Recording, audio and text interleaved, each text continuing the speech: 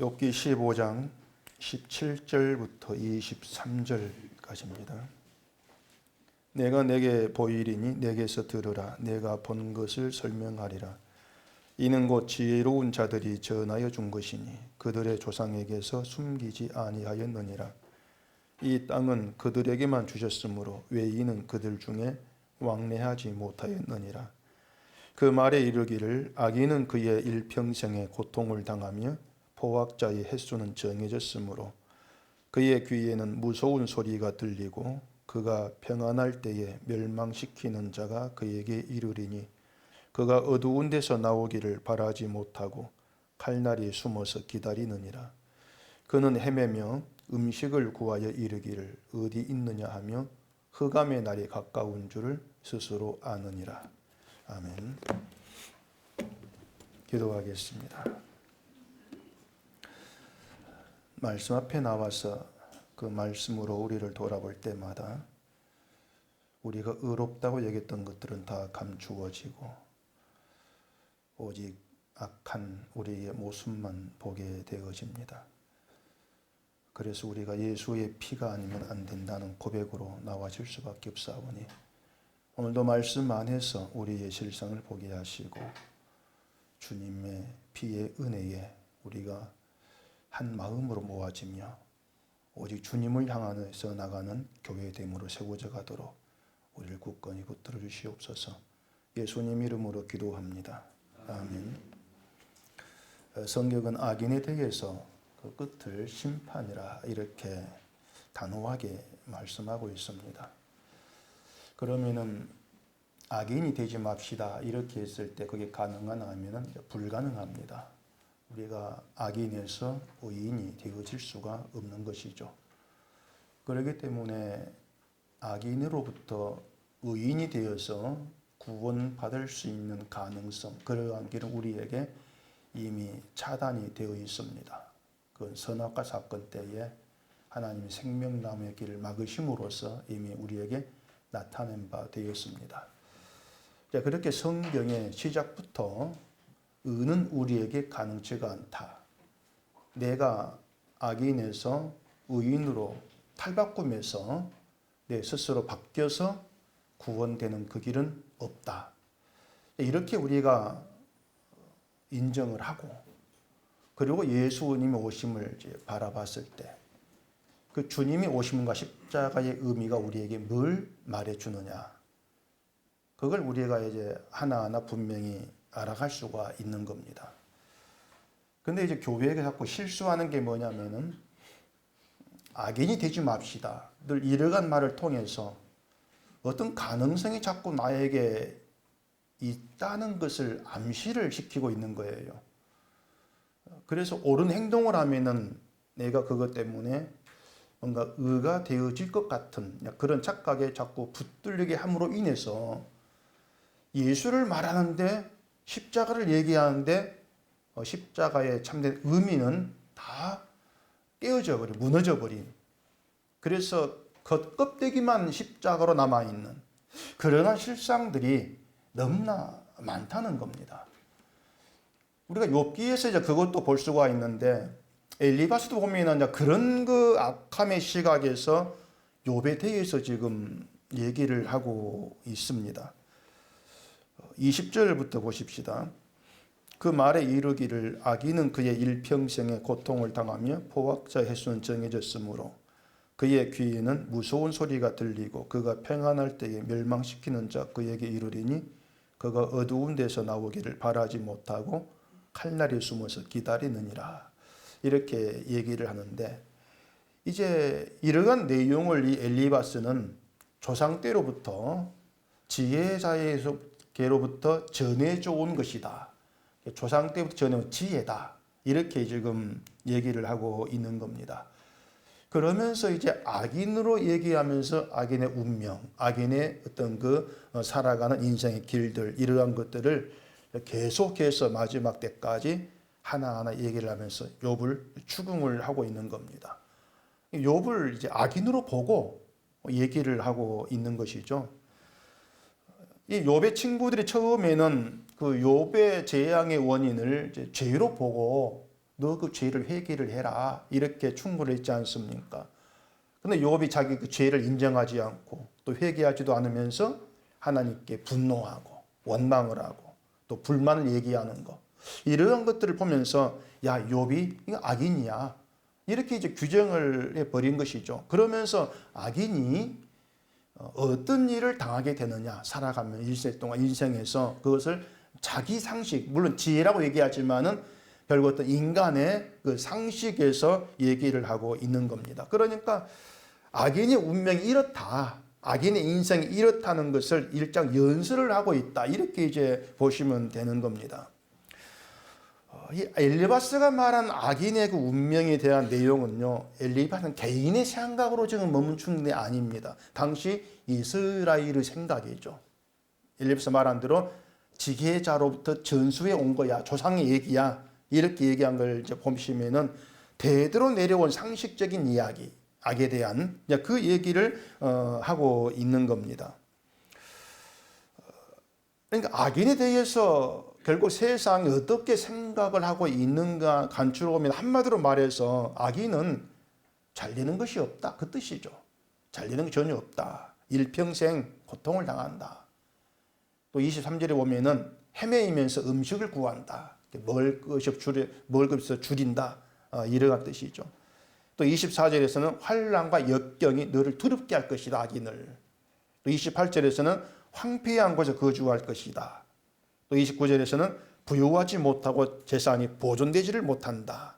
그 외에도 여러 가지 어떤 그 절망적인 상황을 계속해서 나열을 하면서 욥을 공포에 몰아넣는다고 할까요? 이제 그런 얘기를 하고 있는 겁니다. 한마디로 말해서 악인의 운명은 희망이 없다는 겁니다. 희망이 없다. 이렇게 얘기를 지금 하고 있는 거죠. 현실적인 상황에 희망이 없다.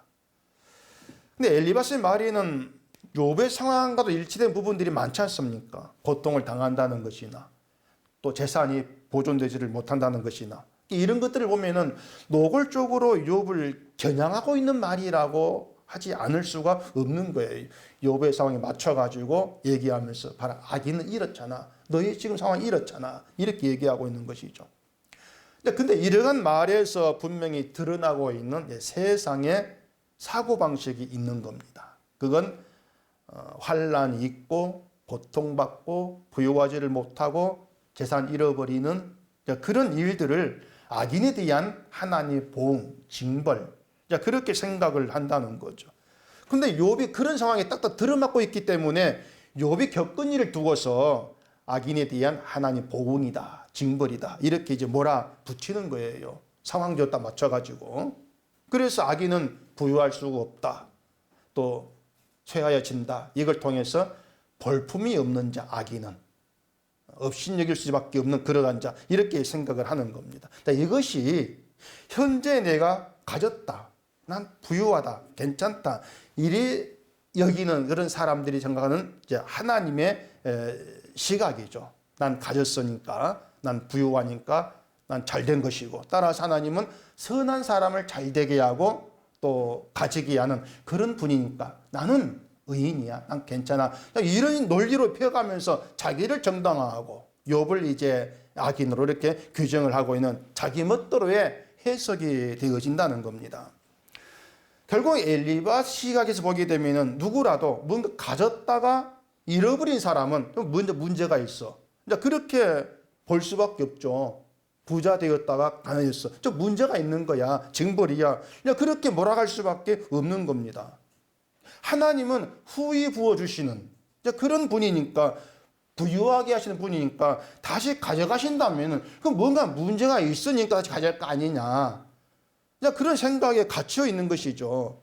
그 문제 죄 때문이라고 하는 것이 욥 친구의 생각이지만은 하나님이 하신 일은 다릅니다. 호세아서 2장 한번 찾아보십시오. 호세아서 2장 8절 9절 보겠습니다. 곡식과 새 포도주와 기름은 내가 그에게 준 것이요 그들이 바알을 위하여 쓴 은과 금도 내가 그에게 더하여 준 것이거늘 그가 알지 못하도다. 그러므로 내가 내 곡식을 그것이 익을 계절에 도로 찾으며 내가 내 새 포도주를 그것이 맛들 시기에 도로 찾으며 또 그들의 벌거벗은 몸을 가릴 내 양털과 내 삶을 빼앗으리라. 하나님이 주신 것을 도로 빼앗으신다는 거예요. 도로 가져가신다는 거죠. 이걸 보면은 하나님은 주시기만 그런 분이 아니에요. 도로 빼앗으시는 그런 하나님이기도 해요. 그렇다면 어쨌든 엘리바스의 말이 맞지 않느냐, 그렇게 볼 수 있습니다. 세하게 하신다고 했으니까 빼앗으게 한 분이야 맞다고 할 수가 있죠. 29절에 그렇지 않습니까? 그는 부유하지 못하고 재산이 보존되지 못하고 그의 소유가 땅에서 증식되지 못할 것이라.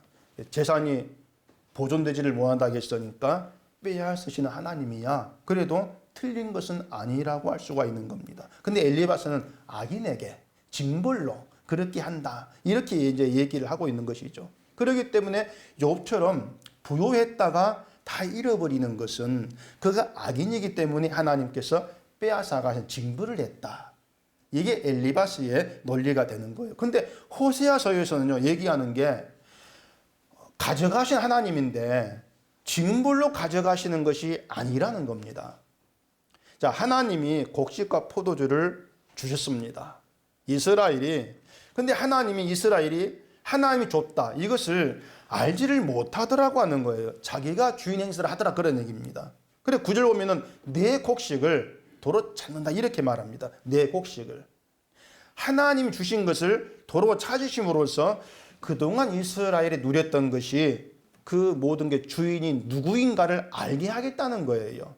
그게 빼앗으시는 취지입니다. 징벌이 차원이 아니고 그동안 내가 누린 거에 주인이 누구인가를 알게 하겠다고 하는 거죠. 그러면서 지금까지 누려왔던 것들이 나의 어떤 공로, 내 힘에 의한 것이 아니고 주인 대신 하나님의 은혜였구나, 그 고백인 이스라엘을 만들겠다는 겁니다. 그 징벌이 아니에요. 내 백성답게 만들어 가시겠다고 하는 것이지. 그러니까 가져간 하나님 같은데 그 하나님의 의도에 대한 그 생각이 엘리바스와 다르다고 하는 것이죠. 욥도 재산 잃었을 때 그런 말을 했습니다. 주신 이도 여호와시요 거두신 이도 여호와시오니, 그렇게 했지 않습니까? 주시고 거두신 분이 하나님이다, 욥이 알고 있었던 거예요. 그래서 우리가 욥기를 보면서 생각을 해야 되는 것이 뭐냐면은 지금 하나님이 욥을 끌어가신다는 겁니다. 붙들고 끌어가시는데 그 끌어가시는 방식이 뭐냐면은 더 부자 되게 하시는 것이 아니고 견딜 수 없는 고난 겪게 하시면서 세상으로부터 죄인 취급받게 하지 않습니까? 죄인 취급받게 하고 조롱받게 하고 그렇게 끌어가는 거예요. 하나님 욥을 끌어가시는데 몰래 끌어가는 게 아닙니다. 사람들이 다 볼 수 있도록 끌어가시는 거예요. 그 방식이 말한 것처럼 고난이다, 세상으로부터 죄인 취급받게 하는 그런 방식이다, 조롱받게 하는 그런 방식이다, 이렇게 끌어간단 말입니다. 그런데 하나님이 욥을 그렇게 끌어가실 때에 딸려 나오는 게 있습니다. 희한하게. 그 딸려 나오는 게 뭐냐면은 그 욥 친구들을 통해 드러나는 세상의 속성들이에요. 거기 막 튀어나오는 거예요. 그 땅 위에 고구마 줄기를 막 뽑아 올리니까 밑에 고구마가 빨리 나온 것처럼 하나님이 욥을 끌어당기니까 그 욥 주변에 있던 세상의 속성들이, 안 보이던 것들이 막 튀어나오고 있는 거죠. 그게 뭡니까? 부유한 복이다, 가난하면 저주다, 재앙은 징벌이다, 인과응보, 이러한 것들이 속성이 막 드러나오는 거예요. 자, 근데 마지막에 가서 하나님이 누구 손을 들어줍니까? 욥의 손을 들어주더란 얘기입니다. 욥이 옳다는 거죠. 이게 마지막 가서 하나님이 끌어당겼던 이 욥이 옳았다, 이렇게 하심으로써 그동안 친구들이 드러내었던 모든 생각이 틀렸다는 것이 막 드러나 버린 것이에요. 다 틀렸어. 그렇게 오면 하나님은요, 지금 욥을 통해서 욥만 끌어가시고 욥만 어떻게 잘 되게 하시는 것이 아니고 세상의 악한 속성이 뭔가 하는 것을 다 보이고 계신단 말입니다. 욥을 끌어가시면서. 근데 이것이 신약에서 예수님의 세상에 오셔가지고 하나님이 끌려가신 방식과 다르지가 않습니다. 똑같은 거예요. 자, 보세요. 예수님이 비천한 모습으로 오셨지 않습니까? 유대인들은 자기들이 바라고 기대했던 메시아 모습이 아니라는 거, 그것 때문에 예수를 조롱하고 핍박을 하고 결국에는 하나님 모독한 죄인이다. 죄인으로 뒤집어 씌워서 십자가에 죽여버립니다. 그렇게 예수님이 비천한 낮은 그런 모습으로 오셔가지고 고난길을 가면서 세상으로부터 조롱받고 십자가에 못 박혀 죽으심으로 인해서 이 땅에 악하다는 것이 드러난 거예요. 그러니까 예수님이 비천한 모습으로 그 길을 감으로 인해서 그 욕과 똑같이 세상 속성이 다 드러나고 있는 겁니다. 눈에 보인 부요와 힘과 권력과 이걸 복으로 여기는 이게 이 땅의 악함이다. 그렇게 다 증거가 되었던 것이죠. 자, 그렇다면은 예수님을 믿는 우리를 하나님께서 끌어가실 때 그 끌어가신 방식도 길도 이 세상에서 높아지고 부요하게 하는 그건 아니라는 게 분명하다는 겁니다. 욥기를 끌어가시는 것이나 예수님을 끌어가시는 것이나 또 선지자들 끌어가시는 모든 것들이 세상 부요 복 그것 전혀 아니었어요. 조롱받고 고난받은 것이었어요. 그게 일부러 고생시키겠다는 것이 아니고 그렇게 함으로 인해서 눈에 보이는 그걸 복으로 추구하는 이 땅이 이렇게 악한 거야. 그걸 다 끄집어내어서 보이시는 거예요. 그러니까 예수님이 계신 그 자리는 낮아진 자리고 부요가 아닌 빛의 자리입니다. 조롱받을 수밖에 없는 자리예요. 그 자리로 우리를 끌어가신다는 겁니다.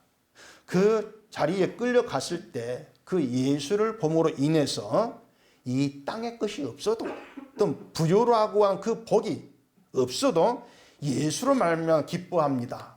그런 고백이 있을 때 그때 비록 그에게는 예수 그리스도가 복으로 그렇게 남게 되어지는 것입니다. 그걸 의의 차리 이렇게 말하는 것이 성경이라고 하는 거예요.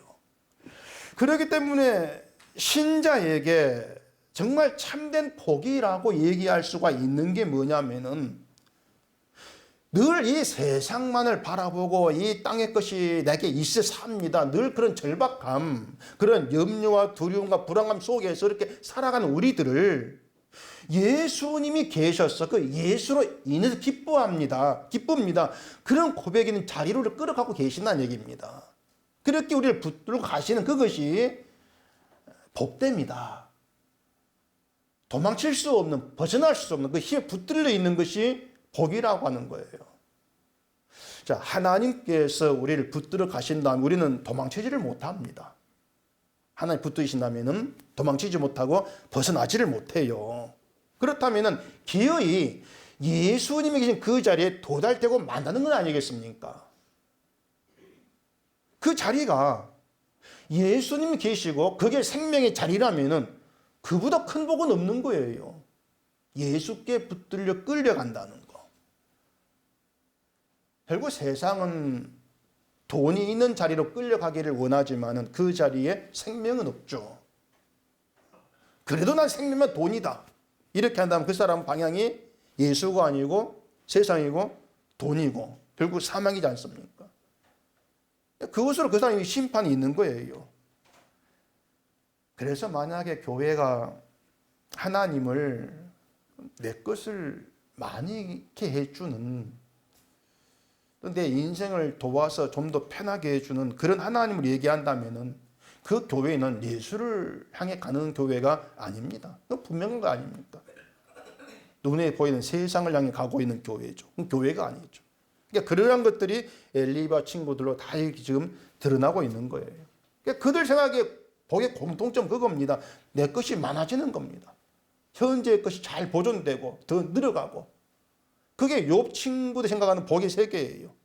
그래 하나님도 내 것을 지켜주는 많게 해주는 그런 하나님이었기 때문에 내 것이 다 사라져버린 욥에 처지는 저주죠. 그냥 볼 것 없이 저주고 그래서 욥을 악인으로 몰아붙이고 회개하라고 충고하고 이런 모습이 나와지는 거죠.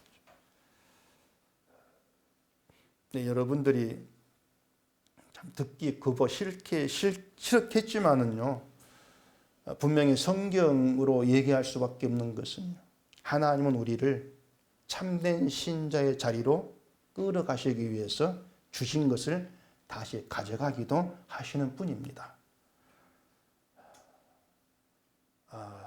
은속교회 신도 함사밖에 없는가 보다. 아멘이 나올 수 있겠습니까? 주신 걸 가져가신다는데 잘 좀 지켜주세요. 그러니까 여러분들이 잘 좀 보관하시면 그래도 뺏길 때는 뺏깁니다. 교회는요, 신자는요, 도로 가져가시는 하나님 믿어야 돼요. 도로 가져가시는 하나님. 다른 교회 가서 이런 말하면 분위기가 싸해집니다, 진짜요. 싸해지죠. 더 받고 싶어 교회를 오는데 도로 가져가시는 믿으라고 하니까 누가 좋아하겠습니까? 싸해질 수밖에 없는 거죠. 근데 하나님 말씀을 전하면서 그런 대접을 받는 것이 이미 구약 선지자들이 다 드러난 특징이었어요. 하나님이 선지자들에게 말씀 전달해 놓고는 어떤 대접 받을지 알면서 안 도와줍니다. 선지자들을. 그럼 매맞에 매맞게 하고 죽이면 죽게 하고 그게 하나님의 일이었어요. 당할 고난 다 당하게 하셨던 것이죠. 그게 말씀을 맡은 선지 입장에서는 억울하죠. 날 왜 얘기하냐 억울하죠. 근데 하나님께서 그렇게 행하시는 것은 말씀을 가진 선지자를 세상이 어떻게 대하느냐 그걸 통해서 장차 말씀으로 오신 메시아가 어떤 대접받고 어떤 길을 가게 될지를 미리 보이셨던 거예요. 말씀 들고 오니까 세상 봐라 이렇게 반응하잖아. 그러니까 말씀으로 오실 예수를 세상이 대접할 리가 없다는 겁니다. 누구든 말씀으로 오신 예수를 대접한다면 그게 바로 기적의 사람이죠. 결국은 세상이 악하다는 거예요. 엘리바스가 욥에게 악인의 운명에 대해서 얘기하고 있지만은 그 악인이 자기 본인이라고 한 그 사실은 전혀 눈치를 채지를 못하고 있는 겁니다. 욥을 통해서 자기 악함이 지금 다 드러나고 있다는 거. 이걸 알지를 못하는 거죠. 그런데 보면은 이 한국교회가 성경을 참 드라마로 만들어요, 자꾸. 주인공 고생하고 억울한 일도 겪다가 나중에 잘 되어가지고 행복하게 잘 사는 해피엔딩. 그런 통속적인 드라마로 만들어버립니다. 근데 욥을 보면 또 그런 드라마 주인공처럼 보여요. 부자로 살다가 실패 고생하고 고난게 다시 성공해가지고 복받고 잘 살았다. 그렇기 때문에 욥기를 그런 드라마로 끌고 가기에 참 딱 좋죠. 욥이 나중에 배나 받았다는 것 때문에 봐라 인내하고 견뎌봐. 이렇게 잘 끝나. 이런 말하기 다 좋은데 근데 욥이 배나 받았다 이것만 딱 보기 때문에 하나님에 의해 끌려간 과정은 안 보는 거예요. 어떻게 끌려갔는지. 그런 것들이 과정은 다 묵살해버리고 어쨌든 지금 현재 예수 안에서 나에게 좋은 거 이것만 바라보는 것이 이 세상이 추구하는 종교 세계란 말입니다. 이런 본성은 안 바뀝니다. 사람에게. 안 바뀌어요. 우리가 복음을 알게 되어지면은 그런 본성이 변화가 되어가지고 뭐 복받고 잘 사는 그런 이 땅의 통속적인 생각이 다 사라지고 없으면 좋을 것 같은데 안 됩니다. 이상하게 내가 복음도 안다고 하고 예수도 안다고 생각이 되는데 이 땅에서 많이 있는 게 복이 아니야. 분명 알고 있는데 근데 세상에서 잘 살기를 바라는 그 마음은 안 사라져요. 혹시 그런 마음 사라진 분 계십니까? 계시면 제가 목사 자리에 내놓고 하기면 바꾸긴 하겠습니까만은 제가 바꿔드릴게요. 없습니다, 진짜요. 분명히 머리는 알아요. 이게 복이 아닙니다. 알아요.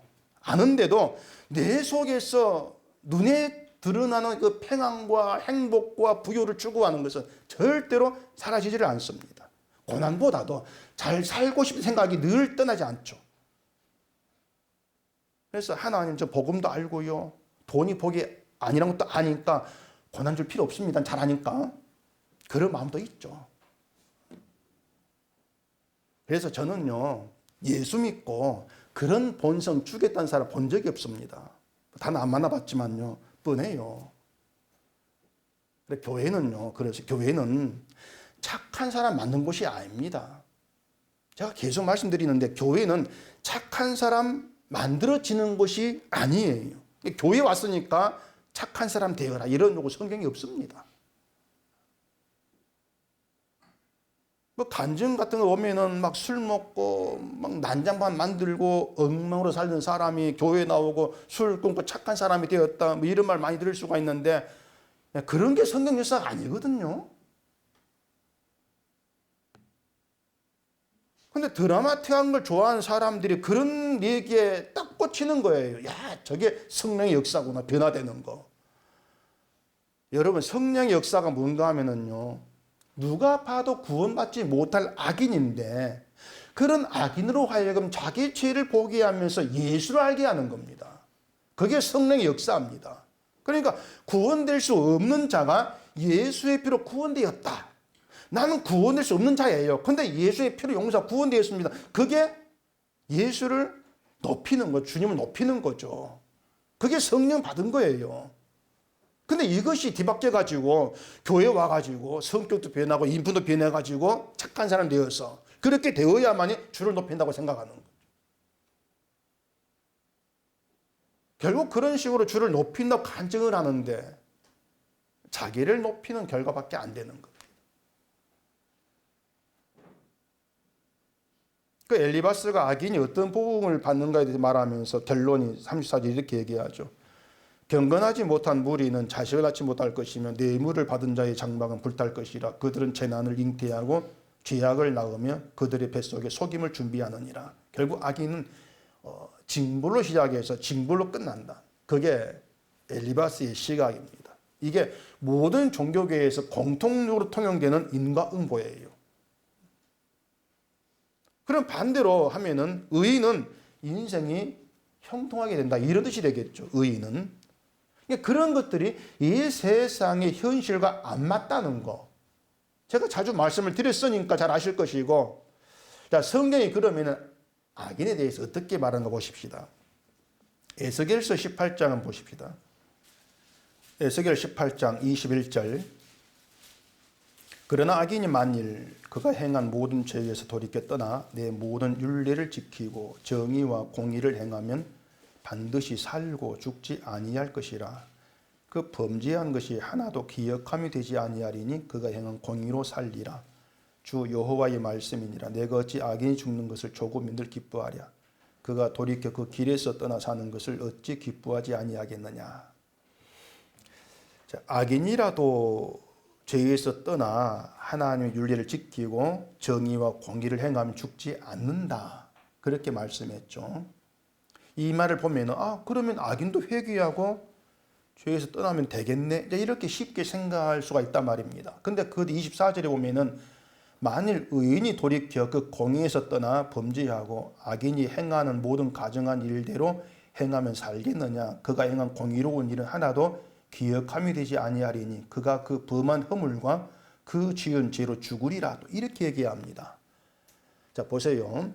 악인이 죄에서 떠나서 의인 되었습니다. 자, 율법 행해가지고 의인 되었어요. 그러면은 평생 동안 의인 상태로 죄에서 떠난 상태로 살아갈 수가 있냐? 그럴 수 없잖아요. 평생 동안. 그래서 의인 되었다가도 또 범죄해가지고 다시 악인이 됩니다. 그러다 또 죄에서 떠나면 또 의인 되느냐? 그 말이에요. 자꾸 의인과 악인이 반복되고 바뀌냐 말이에요. 악인 되었다고 의인 되었다고 또 악인 되었다. 그러냐 그 말입니다. 그럼 그러다 죽을 때 악인으로 죽으면 지옥 가는 겁니까? 제가 이 얘기 전에 에스겔 설교할 때 말씀드렸는데 그걸 기억하는 분이 계시겠습니까? 그걸 기억하신다면 이것은 홍해 갈라진 기적보다 더 대단한 기적입니다. 자, 이스라엘의 신앙의 중심은 율법이에요. 율법. 그래서 하나님 율법을 지키면 살고 못 지키면 죽는다. 그게 이스라엘 신앙 중심입니다. 그러니까 율법 지키면 의인, 지키지 않으면 악인. 그게 그들 생각입니다. 하나님은 이런 이스라엘의 율법의 생각에 찬물을 끼얹는 겁니다. 자, 율법 지켜서 의인 되었다. 그렇다 해도 율법 안 지키면 한순간에 악인 되어진다. 그 앞에 율법 지켜서 의인 되었던 기억하지 아니한다. 그럼 불안에 어떻게 살아갑니까? 율법은 지켜서 의인 되라고 주신 것이 아니라겠잖아요. 바울은 율법 의미를 죄를 깨닫게 하기 위함이라 했습니다. 율법으로 죄를 깨닫고 제사에서 그 죄를 덮는 것이 희생제물의 피였다. 이걸 알게 될 때에, 그래서 그 제사를 주신 희생제물이 있게 하신 하나님 긍휼로 감사할 때 그게 공의를 행하는 거예요. 율법을 통해서 죄를 보게 되어지고 그 죄로 말미암아 나의 죄를 대신 지고 죽은 희생의 제물, 그 제물이 있게 하신 하나님 긍휼로 감사하는 것, 그게 의예요. 그게 의를 행하는 거예요. 그럴 때 하나님은 그 의 안에서 그 사람의 죄를 기억하지를 아니한다는 거예요. 그러고 보면은 엘리바스는요, 뭐가 악인이고 뭐가 의인인가를 모릅니다. 모르는 상태에서 자기 생각대로 막 말을 던지는 거죠. 의인과 악인을 모른다는 건 한국교회도 마찬가지고요. 다 몰라요. 욥 친구들이 욥의 재앙을 죄에 대한 징벌로 좀 보지 않습니까? 뭐냐면 죄를 행한 행위가 있으니까 네가 징벌을 받았다는 겁니다. 그리고 욥에게 죄가 있다는 것을 뭘로 확고하게 생각해 버리냐면은 욥이 원망과 불평했다는 거예요. 그걸 보면서 너 죄 있잖아 확고하게 생각해 버린 겁니다. 거 봐라. 네가 하나님 원망하고 불평하는 거. 네가 본래 악인이니까 그런 모습이 나오잖아. 거기에 대한 욥의 반발이 뭐였습니까? 너희가 내 행편 대봐라 안 그러겠나? 이렇게 얘기했던 거예요. 그게 욥의 응수였어요. 요 말이 맞습니다. 이 사람의 그 마음이라고 하는 건요, 상황에 따라 수시로 변합니다. 상황에 따라서. 내 주어진 형편에 따라 수시로 변합니다. 예배 드릴 때는 예수 막 하다가도 돌아갈 때 넘어져 이 몇 개 부러져 보세요. 그때 예수가 나옵니까? 천만의 말씀이에요. 예배 드렸는데 뭐 그렇게 안 해도 화가 막 나겠죠. 다 그럴 수밖에 없는 것입니다. 상황에 따라 바뀌어요, 사람이 항상. 그래서 악인이나 의인이라고 하는 것은요, 지금의 행동을 가지고 판단할 수 없는 겁니다. 그걸 여러분 분명히 아셔야 돼요. 그 간혹 인터넷 보면은 뭐 길거리에서 좋은 일 해가지고 막 뭐 의인하면서 뜨고 있는 걸 보는데, 언젠가 보니까 그 길 가다가 술에 끈 할머니를 좀 밀어주는 그게 사진 찍혀가지고 또 올라왔더라고요. 그러면서 여자이던데 뭐 막 의인하면서 뭐 천사하면서 막 떠올랐더라고요. 천사 참 쉽더라니까요. 나도 끌리면 할 수 있는데. 자, 그때 그 할머니 한 번 도와줬다고 평생 착할 수 있겠습니까? 사람이 안 되거든요. 근데 그 행동 하나만 보고 야, 둘 조는 천사야 딱 판단하지 않습니까? 결국 그 사람은요, 졸지에 계속 의인 되려고 고생해야 돼요. 그렇게 보고 있으니까. 근데 우리는 예수 안에 있어요. 예수 안에. 그 예수 안이라는 것을 잘 이해하셔야 되는데, 예수 안에 있으니까 착한 일만 계속 나와야 되고, 화내면 안 돼. 화도 안 내면 안 되고. 그리 생각하지 마시라는, 그게 악인의 길로 가는 거예요. 예수 아니니까 착해져야지. 그게 예수 안이 아닌 거예요. 예수 안에 있으면 화내지 말아야 돼. 이렇게 봅시다. 그러면은 화내지 않으면은 나 예수 안에 있어. 이렇게 되지 않겠습니까? 누가 욕하는데 화를 안 꼭 참고 있습니다. 그걸 통해서 야, 난 예수 안에 있구나. 그렇게 되잖아요. 그게 방향이 잘못된 거예요. 여러분, 목사도 화낼 수 있습니다. 이건 저는 뭐 화낼 수 있다는 정도가 아니고 자주 화를 냅니다. 자주. 요즘 나이가 드니까 화도 늙어요. 그래가지고 화도 이제 잘 안 보이더만은 화냅니다. 근데 화낸 거 한 번 보고 저게 목사야? 그러지 마시라는 거예요. 마음 놓고 화낼 테니까. 그러니까 어떤 행동 하나 보고 너가 아니잖아. 이게 엘리바스 시각이에요. 행동을 가지고 판단해 버리는 거. 어떤 눈에 드러난 현상을 보고 판단해 버리는 거. 환경을 가지고. 그렇기 때문에 욥 재앙을 보면서 또 징후를 받았잖아.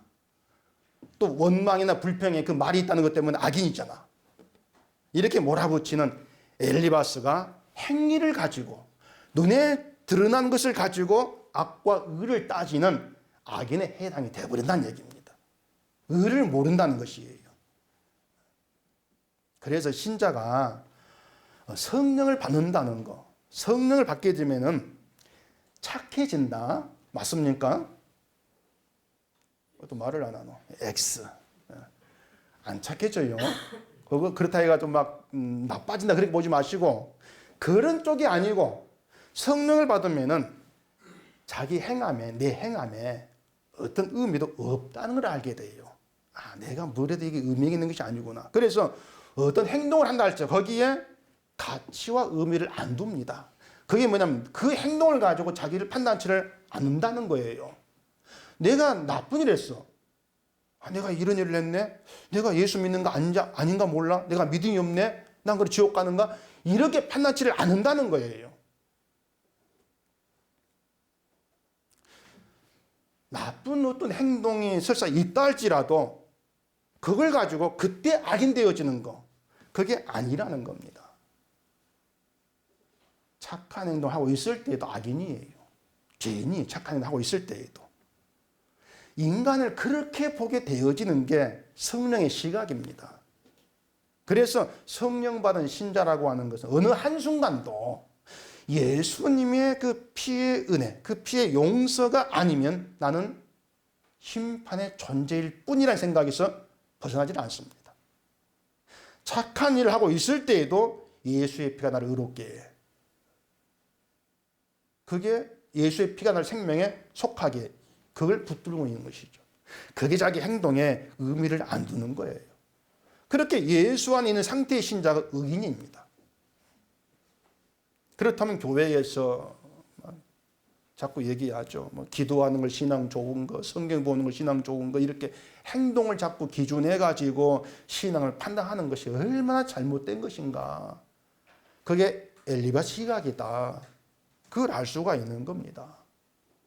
행동이라고 하는 건 모든 사람 같지가 않습니다. 기도하는 것 같은데 어떤 사람은 10분 기도, 어떤 사람은 1시간 기도할 수 있지 않습니까? 그러면은 10분 기도한 거나 1시간 기도해도 같다 그러면은 누가 성질 냅니까? 1시간 기도는 기분 나쁜 거예요. 내가 더 많이 했는데 기분 나쁜 것이죠. 그러니까 그런 것들이 예수 안의 세계가 아니고 율법 세계라 그 말이에요. 율법 아니다. 그렇게 율법 세계를 좋아한다면은 율법으로 심판해버리겠다. 심판하겠다는 것이 하나님의 뜻이죠. 갈라디아서 3장 보십시다. 갈라디아서 3장 10절. 무릇 율법 행위에 속한 자들은 저주 아래에 있나니 기록된 바 누구든지 율법책에 기록된 대로 모든 일을 항상 행하지 아니하는 자는 저주 아래에 있는 자라 하였습니다. 또 하나님 앞에서 아무도 율법으로 말미암아 의롭게 되지 못할 것이 분명하니 이는 의인은 믿음으로 살리라 하였습니다. 자, 율법에 기록된 대로 항상 행하지 않는 자는 저주 아래에 있다. 분명히 말씀했죠. 자, 이렇게 보세요. 100일 동안 계속 율법을 잘 지켰는데 101일째 오늘 율법을 못 지켰단 말입니다. 그러면은 100일 동안 율법 지킨 것이 남습니까? 안 남아요. 모두 도루묵이에요. 100일 동안 율법 지킨 것이, 그 행한 것이 마일리지 쌓여가지고 보관되는 것이 아닌 겁니다. 제가 미국 갔다 오니까 왕복에서 10,000마일리지인가 뭐 쌓이던데 그게 아직까지 있어요. 뭐 좀만 더 있으면 제주도 갔다 온다 하던데. 평생을 율법을 행해도요, 한 번 어기면 앞에 것들이 다 사라져버리고 율법 어긴 죄로 남습니다. 악인이라는 거예요. 하나님이 그동안 행한 게 있는데요, 아무리 호소를 해도 하나님의 심판이 안 통합니다. 그래서 하나님 우리에게 보내신 분이 예수님이라고 하는 거죠. 하나님이 예수님의 의를 받아요. 예수님의 의를. 우리 의가 아니고. 우리는 그러면은 예수 안에 있으면 되는 거예요. 따로 뭔가 의를 행할 이유가 없는 거예요. 그래서 믿음은 예수 안에서 예수의 의로 말미암아 삽니다. 이걸 믿는 게 믿음이에요. 그게 성령받은 신자란 말입니다. 예수의 의를 바라보는 게. 갈라디아 2장 20절 제가 읽어볼게요. 내가 그리스도와 함께 십자가에 못 박혔나니 그런즉 이제는 내가 사는 것이 아니 오직 내 안에 그리스도께서 사시는 것이라. 이제 내가 육체 가운데 사는 것은 나를 사랑하사 나를 위하여 자기 자신을 버리신 하나님의 아들을 믿는 믿음 안에서 사는 것이라. 믿음 안에서 산다. 그 믿음도 우리의 행위라고 생각하는 것이 기독교인들인데 믿음은 우리가 만들어내지를 못합니다. 우리가 믿음 만들어낸다고 해봐야 순전 나 중심이고 내게 유리한 믿음 만들어내요. 예수를 믿음 내게 복 주고 잘 되고 그런 믿음을 잔뜩 만들어내죠. 그런데 하나님께서 은총을 주신 믿음은 우리를 죽은 자로 나오게 합니다. 주를 바라보게 하고 십자가에 피 흘려 죽으신 예수 안에서 우리를 살리는 것. 그게 믿음인 것입니다. 그 믿음 우리 행할 보지 않게 합니다. 재앙받았으니까 넌 악인이야. 그렇게 규정하게 만들지를 않습니다. 그래서 우리가 예수를 따라감에 있어서 이 세상에서 내가 잘되고 부유하게 되어지는 것이 복이라는 그런 세상의 속성들이 우리의 불의함이고 우리의 탐욕이라는 것을 알면서 그런 모든 것들이 예수의 피로 덮어짐으로 인해서 내가 의에 이르고 구원되었습니다. 그 고백이 있는 것. 그게 신자됨이고 그게 그 안에 있는 것임을 잘 좀 생각하시고 우리 행함 거기에 의미 두지 마시고 주 안에서 주께서 행하신 오직 그것만 여러분의 믿음의 내용으로 충만해지기를 바랍니다. 기도하겠습니다. 우리 아버지 하나님, 예수 안에서 구원받는다는 것이 우리에게 얼마나 복된 은총의 선물인가 하는 것을 오늘도 말씀을 통해서 알게 되어집니다. 하나님 욥을 끌어가실 때 세상에 악한 속성이 다 드러난 것처럼 우리가 예수 안에 끌려가면서 우리의 악한 모습이 드러나게 되어집니다. 그런 모든 악함이 주의 피로 덮여 있다는 놀라운 은총을 늘 바라보고 감사하게 하시고 오직 예수 안에서 주님 의가 우리의 믿음 내용으로 충만한 그런 죄가 되어지도록 인도해 주시옵소서. 예수님 이름으로 기도합니다. 아멘.